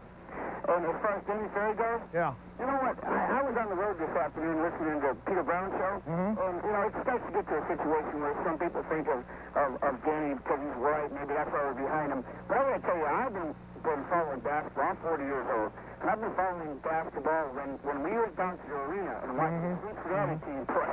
Yeah, the old Royals, yeah. Remember that? And I got to tell you something. The reason why I love Danny Ferry is because he's the guy that could have taken his contract and run. He could have sat into that bench. He could have disappeared. He didn't have to do anything. He would have made a lot of money and could have retired a rich man. That's true. But this kid worked hard. Every time he got a chance to play his minutes, he worked hard. And coming back with the body he did and the kind of work he did over the offseason has to give people, you know, this is a guy who didn't have to do this. This is a guy who's a millionaire. And he worked hard, and he's in there. Every time he's in there, he plays hard. 100%, every minute he gets. Yeah, Mike, I really don't care if he's white, black. That makes no difference. Right. And most true fans could care less about that. What they really are interested in is him improving so that this team can improve. That's all that matters. That's all. All the rest of it's a bunch of nonsense. And Jeff, he didn't have to do it. That's a good point. He could have sat and said, release me, I'll keep the cash. He could have complained about his minutes and complained about the way Lenny used him, Yeah. but he didn't. He worked hard. He's a team player, and I agree with that. That's Mike, right. have a good evening. You too. All right, buddy. All right, Matt, you're next. Yes, Jeff. Yeah. I think Mr. Peter Brown makes some good points. Tell me what they are. Okay. First of all, I think Danny Ferry deserves to be booed. I mean, this guy... I don't care whether you boo him or not. Who cares? Well, I mean, he gets out there, and this guy is a bad player. He doesn't know where he's at on the floor, Jeff. I mean, he makes bad... Well, so then boo him. Who cares? He makes bad decisions. Well, Peter Brown today was getting mad that the fans were cheering for him. Well, what's wrong with that? They're cheering for the team. They want him to do well. When he has accomplished nothing. Yeah, now, wait a minute. What is he Now, wait a minute. Now, wait, I didn't say this didn't accomplish nothing. All right? But do you boo the team do you boo the Mets? No. All right. I boo them when they stink. No, why boo them? Because they stink. You want them to do better, don't you? I want them to know that they stink. I mean, I'm willing to admit when they stink. David. What? When they stink, they don't need you to tell them they stink. They know they stink. Well, I mean, what the heck is this? Well, I'm just trying to convey to you that Danny Ferry is a player that is a bad player. Are you a Cavaliers fan? I am a Cavaliers fan, but I'm not a Danny Ferry fan. Oh, all right. Well, then you don't like him, so you're going to boo him. Let me ask you this. Wait a minute. Are you a Jerome Lane fan? No, not necessarily. All right. Are you a Brad Daugherty fan? Yes, I'm a Brad Daugherty fan. Do you boo him when he has a bad game? Yes, I would boo him when he has That's brainless. Why? Don't you want the team to do better? Wouldn't you cheer the team? When they... Then you're not then you're not a fan. When they do well, you cheer. When they do bad, you boo. Okay, fine. I don't have a problem with that. So who cares? This is such a moot point in a brainless conversation. It doesn't make any sense. Okay. Getting to the other point that I thought Peter made. I hope this point's better than the last one because the last one's irrelevant. It's like talking about what what brand of air do you like? Go ahead. Okay, about the Mike Tomczak, Bernie Kosar controversy.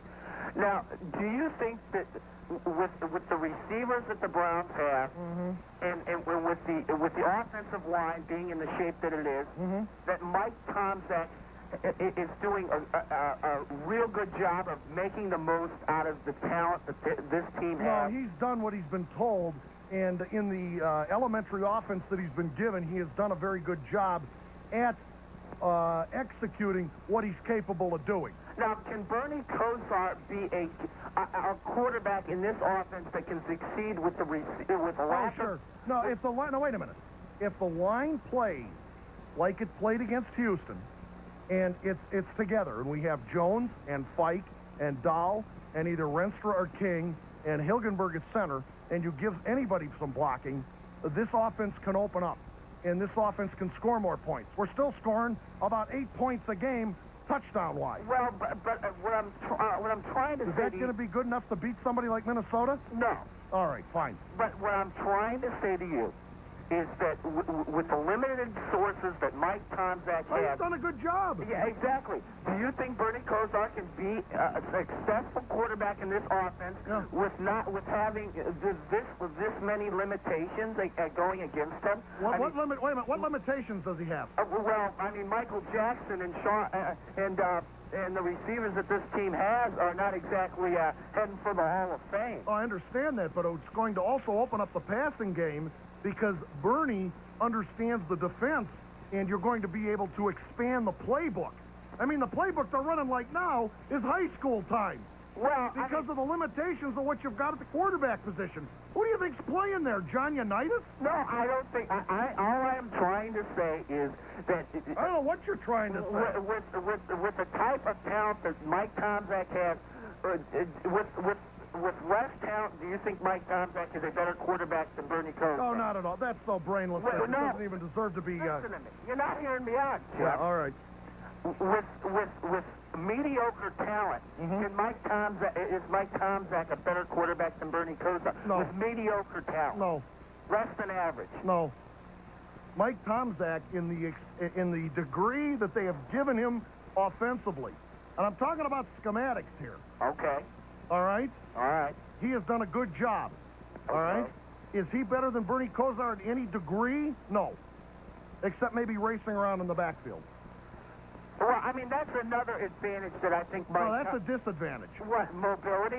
Yeah, it's a disadvantage because most of the time, if you have to run because the line isn't making the play, you will offset good plays you make by plays when they break down offensively in interceptions. Good example, did you watch Atlanta last night and a couple of his passes when he had to be running around back there? You mean Tolliver? Yeah. That's what happened.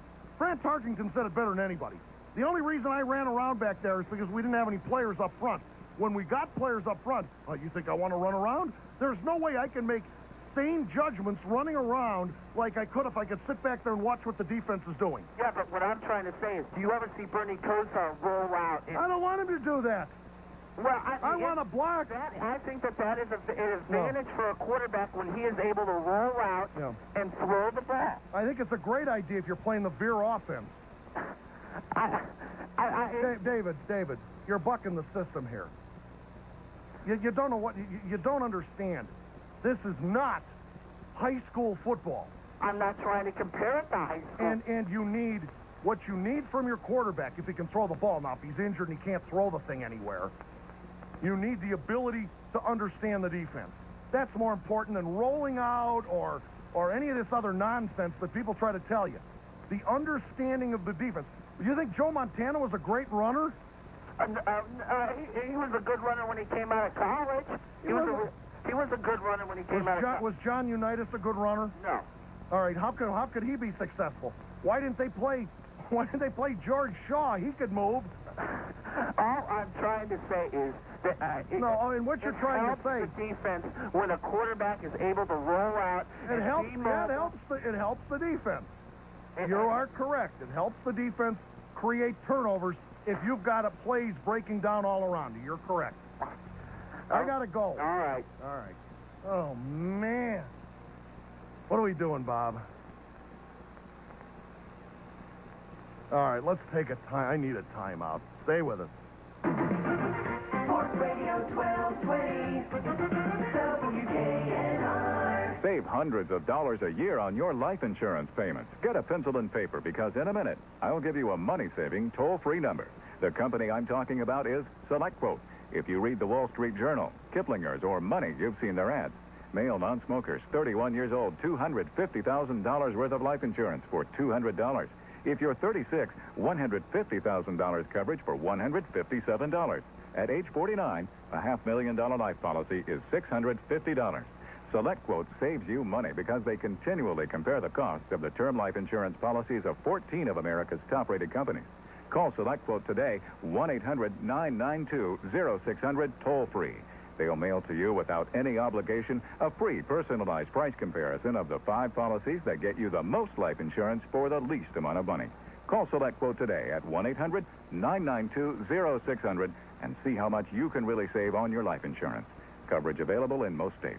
Hi, I'm Steve Kerr of the Cavs. Whenever I'm in town, I listen to Sports Radio 1220, WKNR. They're all sports all the time. Okay, I've got a riddle for you. Can you guess what I'm describing? Now, it can be so tough, it's used to make bullet-resistant vests. But it's not steel. You can have your teeth coated with it to help prevent cavities, but it's not fluoride. It's inexpensive to produce. It can be made lightweight, flexible. You can even print on it. But it's not paper. And every day, tons of it are being recycled across America. But it's not glass or metal. You give up? It's plastic. It can be made so thin, so versatile, and so useful that the good plastic does for all of us is no riddle at all. You want to learn more? Well, just call 1-800-94-PLASTIC for your copy of our free booklet and take another look at plastic.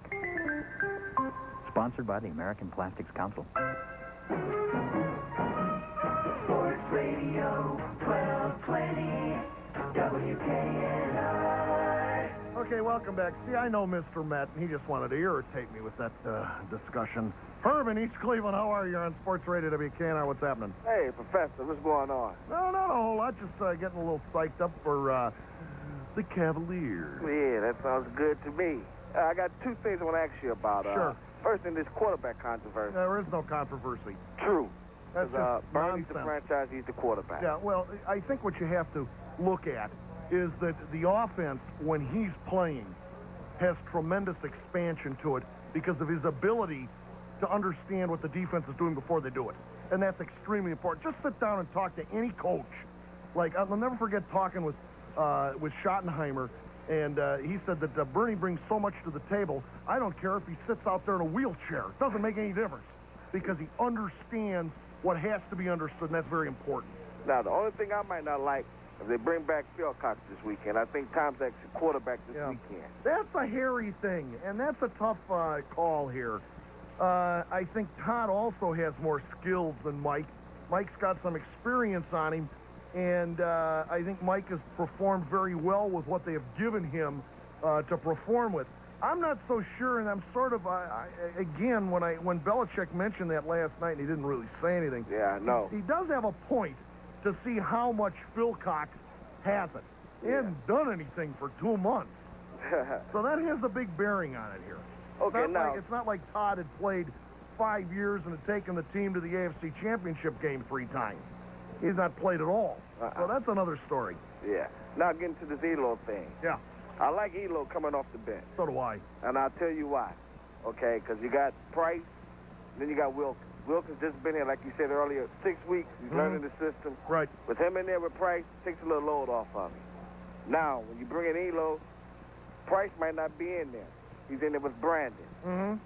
Second-year player. Still learning the system. That's a good point. I know what you're saying, and I agree with you. And Elo can take some of the pressure off of him because Elo can run the point. That's a great point, Herb, and I never gave it a whole lot of thought.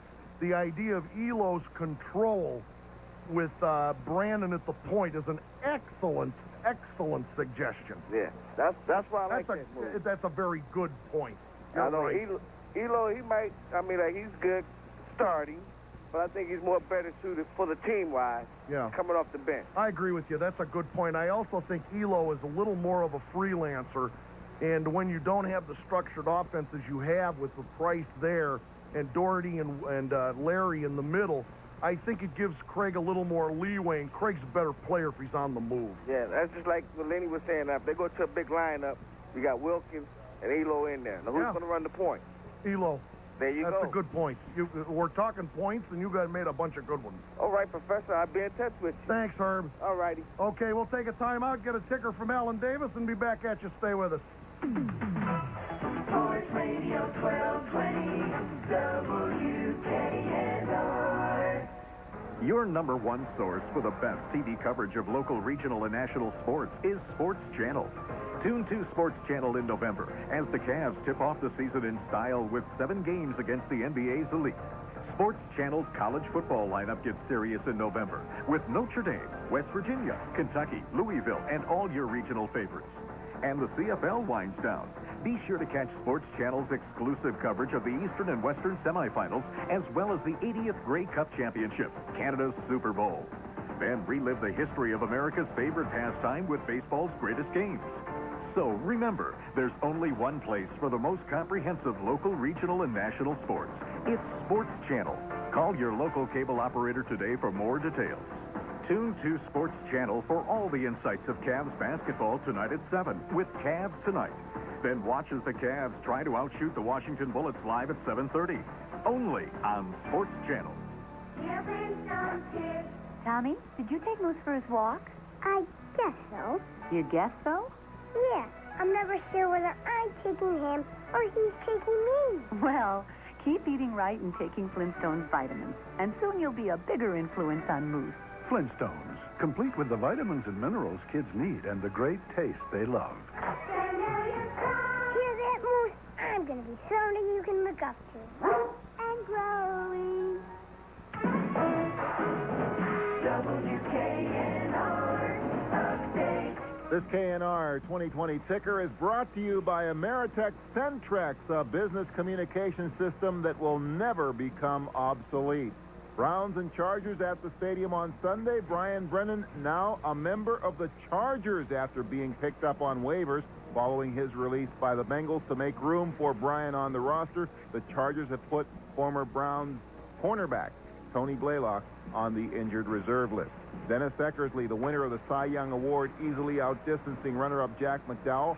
Roger Clemens finished in third place, followed by Mike Mussina, Jack Morris, Kevin Brown, and the Indians' Charlie Nagy, who received 1 third-place vote. Tomorrow, the National League Cy Young Award winner will be announced. Tom Glavine and Greg Maddux are the leading candidates. Baseball owners will be holding a 7 p.m. news conference at Scottsdale, Arizona, to discuss the San Francisco Giants' status. Will they stay in the Bay Area or move to Tampa? Stay tuned. We'll let you know. And former big league manager Dave Bristol will return to the Cincinnati Reds as third base coach and batting instructor. Bristol, who piloted the Reds in the late 1960s, joins the staff of new skipper Tony Perez. The KNR 2020 ticker is updated at 10, 30, and 50 minutes past each hour. I'm Alan Davis, WKNR Sports. AM 1220, Jam Central Sports Radio, WKNR. Did Fred Bean get any sympathy votes? No, I can understand that. What do you think of Brian Brennan in San Diego? Well, I hope that I hope that it's because they legitimately need him and not just a ploy by Bobby Ross to pick his brain about the Browns. I don't see how, I mean, this offense isn't that sophisticated to be worrying about picking brains here without Kozar playing. But I do believe, Alan, that it gives them something that they really don't have. And that's a guy that can maybe make the third down play. Yeah. He reminds, Brian is starting to remind me, remember Jim Mandich? Yeah. Sort of reminding me a little bit of him. They've got the 3 streakers in Jefferson, Lewis, and Anthony Miller. Yeah. And they've used Ronnie Harmon as the third down, possession receiver, and they also use him deep. But it's sort of an interesting mix, and I think that Brennan, if he can still catch the ball, could help them in those 3rd and 5 plays where basically they were either throwing the ball long, like the Rams, or run the ball up the middle with Butts or Bernstein. Of course, while he was here, he was sort of the poor man's version of Steve Largent. That's a good point, Yeah. And I think he might be able to help them. Yeah. I'll tell you, one of the most memorable moments that I've ever had in my time in Cleveland was back in 1986. I mean, this will forever be ingrained in my memory. I was sitting in the auxiliary press box, the baseball press box in the end zone there, as Brian Brennan twisted Dennis Smith up like a pretzel and caught that pass that put the Browns ahead. 2 minutes from Pasadena. And we can kiss away the 2 minutes that happened after that. The defense went to bed. Yeah. But, yeah, that's true. And Brian might be able to help them. Yeah, Their passing attack is getting better. Humphrey is finally learning what he's doing. And this is going to be this is not a walkover for the Browns in any way, shape, or form. And I think we just aren't very good. Easily, They're just not this that loud. team very easily could be 5-4 had it not been for Nick Lowry on Sunday. That's true. Yeah, you got a point. Okay, Alan Davis, we appreciate your efforts this evening. Kevin Connors will be back. Captain Crunch with the 2020 tickers at 10:30 and 50 minutes past the hour. Let's see if we can squeeze Greg in here. Greg, what's happening?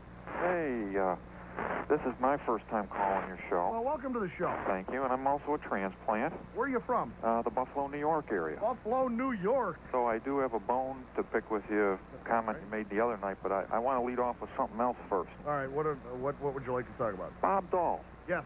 I think it's great, if you remember the Dallas Cowboys from the mid-'70s. Their offensive line was made up of ex-defensive linemen. Some of them were, yeah. And I'm glad to see that type of thing happening again. Yeah, and I think Bob Dahl has played 2 pretty good games for this team. I think so, too. I don't think he's,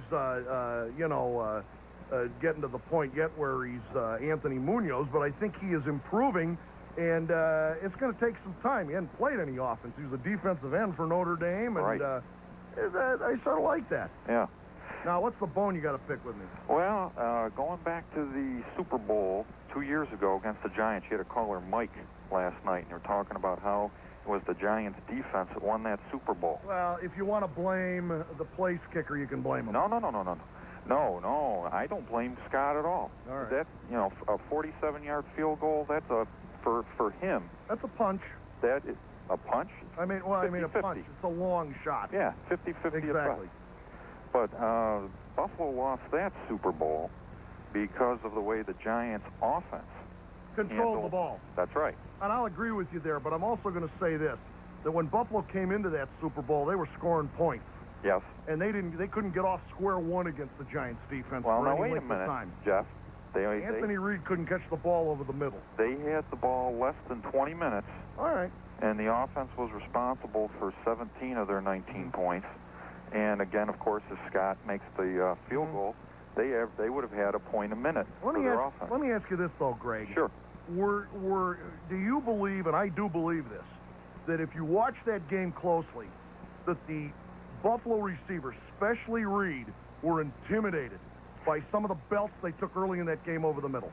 I don't know if I would agree with intimidated, but the thing that I read in Sports Illustrated... didn't hold on to the ball very well. Well, this is what I was going to say, is in Sports Illustrated, their Super Bowl edition, when they talked to Reid after the game, they said he was all black and blue. Mm-hmm. So, I don't know if I'd, again, still say intimidated, because he's one of the toughest... Good player.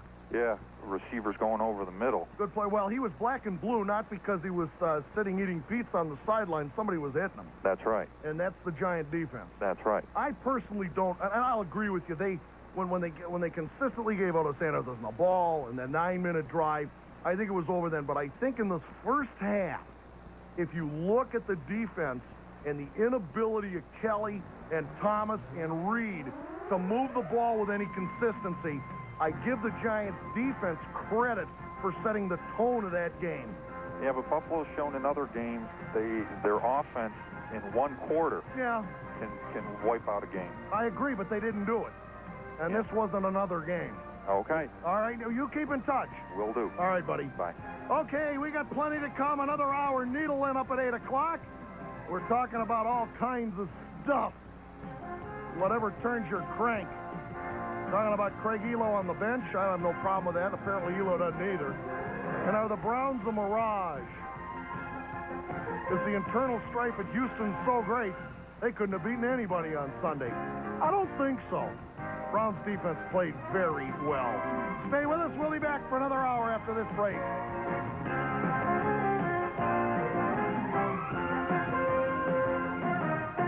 Hi there, I'm Thor Tolo. on, hanging everybody. I'm Jackson. But Teller and Tapia, Wednesday, so from 6 to 10 a.m. here on KNR. Well, Keith Thor's Thrills will examine a rather elaborate list of tricks being played by quarterbacks Mike Tomczak, Todd Philcox, and Bernie Kosar on one another out there in Brown's camp in Berea. Yes, indeed, don't you miss it. Teller and Tapia from 6 to 10 a.m. with the tomfoolery, the cuts potato, and it's what's more here on KNR. See you Wednesday morning, gang.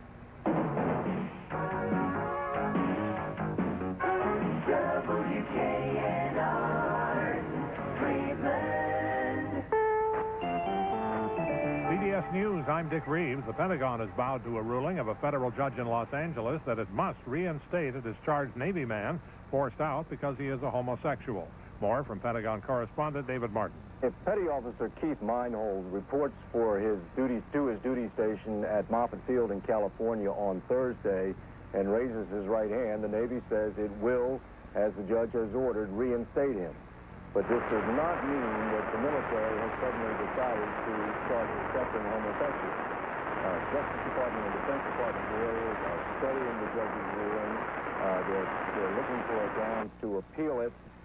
This case is going to go back into the courts unless and until President-elect Clinton comes in and lifts the current ban on homosexual, which most courts have upheld. David Martin. It began this way. The popular Rifleman TV series, actor Chuck Connors, who played the title role, died this afternoon at Cedars-Sinai Medical Center in Los Angeles. He was 71, had lung cancer. One saying of the Western... To me, it's the American fairy tale. Now, the Irish have their leprechauns, and the mid-Europeans have their fairy tales, a la Hans Christian Andersen. The English had their Knights of the Round Table. And we Americans have our Western, our American fairy tale. Connors was married and divorced 3 times. 4 sons survived him. He played pro basketball and baseball before his acting career. He appeared in 35 movies and other TV series. Actress Elizabeth Taylor, 60, who almost died of respiratory illness 2 years ago, has canceled appearances through the end of the year because she's ill and close to having a recurrence of pneumonia. New Hampshire Senator Robert Smith, top Republican on the POW MIA committee, says Americans missing in the Korean War still may be alive. He accuses the Russians of stonewalling efforts to find out what happened to them. In effect, Assistant Secretary of State Elizabeth Samposi has been fired. She's the political appointee who headed the pre-election search of Bill Clinton's passport files. In Little Rock, Clinton spokesman George Stephanopoulos. Well, let's see what they come up with. This is a good step to have Ms. Samposi replaced. But look, we need a full report. The preliminary reports coming out show that there were several visits to the State Department and that they clearly did a completely unwarranted investigation into Ross Perot's files. And we have to get to the bottom of it. Let's see what they come up with first and see if we need anything further. Iran-Contra Special Prosecutor Lawrence Walsh rejected claims by Republican Senate Leader Dole of a political motive in the indictment of former Defense Secretary Caspar Weinberger. He also denied the Clinton-Gore campaign got advance notice of the indictment. On Wall Street, the Dow Jones Industrial Average closed at 3225.47, down 15.40. Big Board extended session volume 223 million. This is CBS News. Last year, Tom's company suffered from rising disability costs. My employees are like family, so when they become disabled, I worry about them getting the right care. I also worry about the cost to my business. Disability costs are soaring, so my insurance premiums go up. When I have to train replacements, productivity goes down. Tom didn't know then that there was something he could do to manage his disability costs until the CNA insurance companies helped him minimize the chance that short-term disabilities would become long-term. Tom tells what happened. My broker recommended CNA, and let me tell you, CNA gave me a lot more than just a policy. They have a medical staff and a network of rehabilitation professionals who help my employees get the proper care and counseling right away and get back to work sooner. I always thought CNA offered insurance policies. I never thought they'd work so hard to save my company money. Ask your independent agent or broker about the CNA insurance companies and how CNA can work harder for you. CNA, for all the commitments you make. Here's the latest WKNR Color Radar weather. It's been a gray day today with a little bit of light rain reported in most areas. This rain is going to increase in intensity through the evening and tonight. We'll have a low tonight of 48 degrees, winds out of the south of 10 to 15. The outlook now for tomorrow, more rain A high of 50, winds out of the southwest, coming around to the northwest after the passage of a bit of a cold front, 10 to 20 miles an hour. So look for a wet one tonight and tomorrow. With the WKNR Color Radar weather, this is TV5's Don Webster. The call letters to remember. WKNR. The frequency, AM 1220. All sports, all the time. Brian Brennan's the Charger. He'll be here Sunday. Now, live from the North Coast, AM 1220 Sports Talk with Jeff Sindelar. Your chance to talk with the players, owners, and fans from all of Ohio and across the nation. To talk with Jeff Sindelar in Cleveland, call 578-1220. Toll free in Ohio, call 1-800-683-1220. Now let's talk sports with Jeff Sindelar. Hey, gang, welcome back to the final hour. Be with you till 8 o'clock, then Bill Needle rolls in. He'll be with you till 11 o'clock. Brian Brennan, a Charger now. Does that bother you? Will it help him? Also talking about the Browns. Are they as good as they look Sunday, especially defensively? And the Cavaliers, they crank it up against Washington shortly.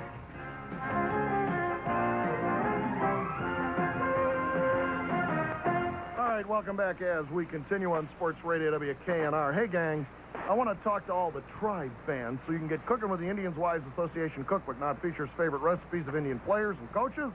It makes a great holiday gift for the gourmet in your life. Now, the Indians Wives Cookbook's available at the Indians Gift Shop in the Galleria or by mail through the Indians office at Gate A of Cleveland Stadium. The Indian Wives Cookbook, gang, it makes a great holiday gift for the Tribe fan and your family. And, of course, proceeds benefit the YWCA Cleveland and North Coast Harvard. Okay, we have another 55 minutes or so to go. And talking about a variety of things, Brian Brennan picked up 5 the San Diego Chargers. He'll be here. I think it makes sense to me. They've got 3 guys that can run the long patterns. They've used Ronnie Harmon in the possession routes to some degree because they really haven't had what I consider to be that guy like, 3rd and 4 and can get the 4 yards. I think Brian might help if he can still play and he's not all banged up.